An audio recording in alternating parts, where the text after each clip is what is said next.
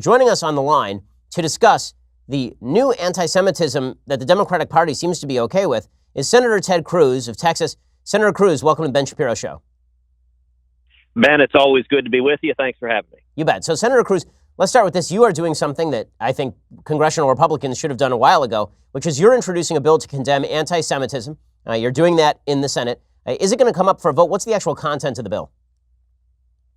Well, I hope that it comes up for a vote. We circulated it to every Senate office this past week. It's a straightforward bill condemning anti-Semitism, and this was prompted, number one, by the repeated anti-Semitic comments we've seen from these new freshman congresswomen, but number two, by the ridiculous paroxysms that House Democrats went into when they were unable to vote out a resolution condemning anti-Semitism, because the sad reality is too many in their party have given in to the extremes, the left-wing anti-Israel bias, the embrace of BDS, and so instead they watered it down into a general resolution disclaiming bigotry of any kind, and they listed every group they could find in it.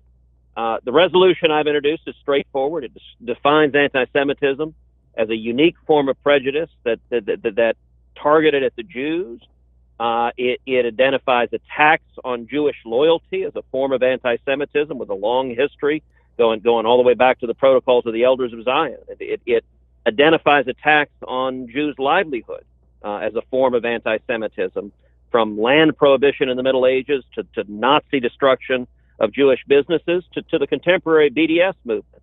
And it describes the history of American anti-Semitism, and it's one of the reasons why it is so clear to be unequivocal. My hope is the Senate will do what the House was not able to do, which is take it up and clearly and unequivocally condemn anti-Semitism. Now, Senator Cruz, does the bill itself mention by name anybody in the Congress, or is it a general just condemnation of anti-Semitism? So it does not mention any individual member of Congress, and I just didn't think it was appropriate for the Senate to do that. And actually, part of the reason it doesn't do that is my hope is to get it passed. But what it does do is it condemns specifically the comments, the kinds of comments, the assertions of dual loyalty, the tweet that was sent about it's all about the Benjamins, which I think may well have been the most offensive of all of these comments. So it targets those kinds of aspersions without identifying a member of Congress by name. Okay, so with that said, have you received any Democratic support? How have Democratic senators reacted to your proposal?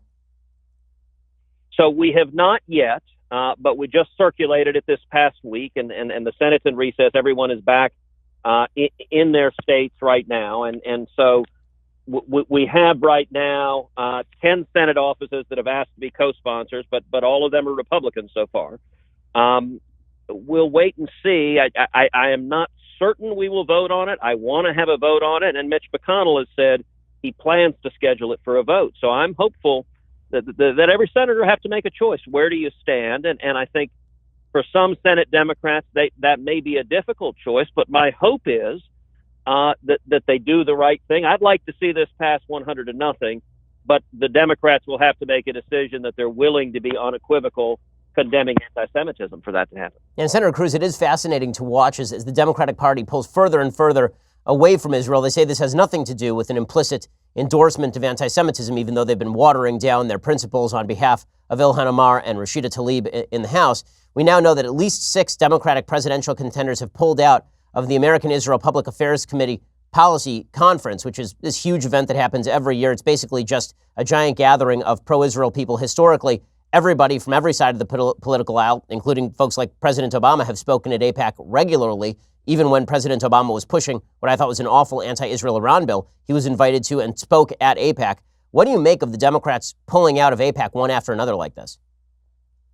Well, it's one of the saddest and most troubling legacies of the Obama presidency is that there used to be, for many years, a bipartisan agreement and support for Israel and for America's alliance with Israel. When Obama negotiated and pushed forward the Iranian nuclear deal, that I think was devastating, to send billions of dollars to the Ayatollah, a theocratic zealot who pledges death to Israel and death to America. Well, what happened was congressional Democrats, the Obama White House, teed up a choice between either stand with the Obama White House or stand with Israel, and virtually every congressional Democrat chose partisan Democratic politics over Israel. That legacy continues to reverberate today, and it's really a very unfortunate development. I hope we can find congressional Democrats get their voice back and be willing to stand together in support of the nation of Israel. And so, Senator Cruz, the same Democrats who are suggesting that Ilhan Omar is in fact not anti-Semitic or Rashida Tlaib are not anti-Semitic, those same people are suggesting that President Trump is anti-Semitic, despite the fact that today, or yesterday, the President of the United States declared that the United States' position on the Golan Heights is that it is sovereign Israeli territory. What is your take on the President's announcement about Israel's control of the Golan Heights? Well, I think the President's announcement about the Golan Heights is incredibly important. It is something that I have been urging him to do for many months. I introduced a resolution in December of last year for Congress to recognize the Golan Heights as part of Israel. And then earlier this year, I introduced legislation to mandate that. We've been working hand in hand with the White House, with the National Security Council, with the administration, urging the president to do what he just did yesterday. I think it is a recognition of reality. The Golan Heights are unquestionably part of Israel today. But it is also a recognition of America's interest. Nobody in their right mind would want to see the Golan Heights go back to Syria, would want to see the Golan Heights controlled by Iran or Russia.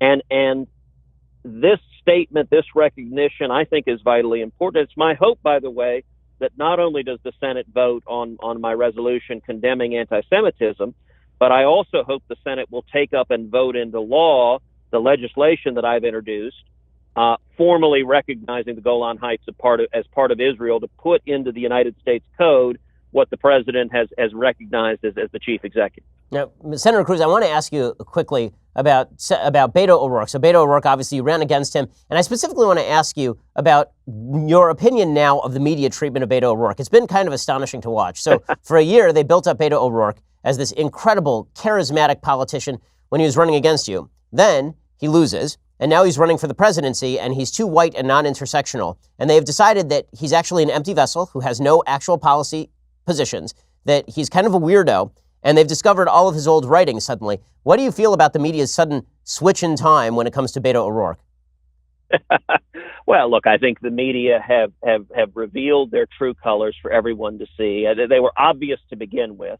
But when Beto was running against me, the media was in love with this man. I mean, they wrote, the profiles they wrote of him read more like fan fiction in the Rolling Stone of like teenagers enamored with a movie star. Every reporter, when writing a profile, the obligatory adjective was Kennedy-esque. I think they actually had a macro on their computer that just typed it automatically for them.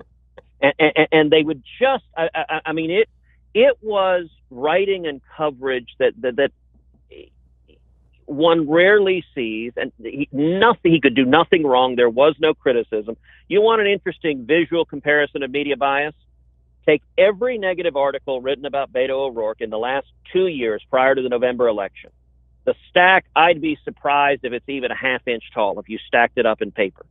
Take every negative article that has been written since he started entering the presidential campaign, and it's a stack, my guess is it's over a foot tall. Why? Because now you have Bernie Sanders and Kamala Harris, and you have the other Democrats sticking knives in him, and now suddenly the press will cover that criticism of him because he's running against other Democrats. And look, one of the more stunning examples is Reuters. Reuters allegedly holds itself out as a fair and objective journalistic outlet. Reuters has now admitted that a Reuters reporter had evidence that Beto had been part of this underground hacking collective, and that he may well have committed a series of felonies, including stealing phone service, which the Reuters has laid out over a certain volume as a felony with prison time. They had this in 2017. They interviewed Beto O'Rourke, the Reuters reporter, in 2017, over a year ago, where he admitted to this. And they cut a deal with him. They said, I'll tell you what, we won't publish any of it until after November 2018, after the Senate election, because, and they didn't say this, but this is obvious, because they wanted the Democrat to win. He was running against me, so of course they're not going to say anything negative. Now, all of these, bizarre fiction pieces he wrote as a kid, all of this has come out because Reuters sat on it for over a year as essentially an in-kind campaign contribution to the Beto O'Rourke for Senate campaign. It's pretty astonishing, but Senator Cruz, at least you can take comfort in knowing that after you defeated him in his Senate race, you went to New Mexico and literally ate dirt.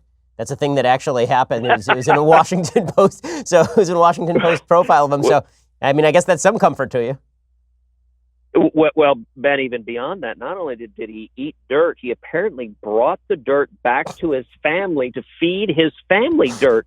Now, how exactly do you show up to your kids and say, hey, kids, guess what I brought for dinner? I mean, that's a little out there, even for a socialist. Well, at least he rides a skateboard. That's the important thing. Senator Cruz, thanks so much for joining the Ben Shapiro Show.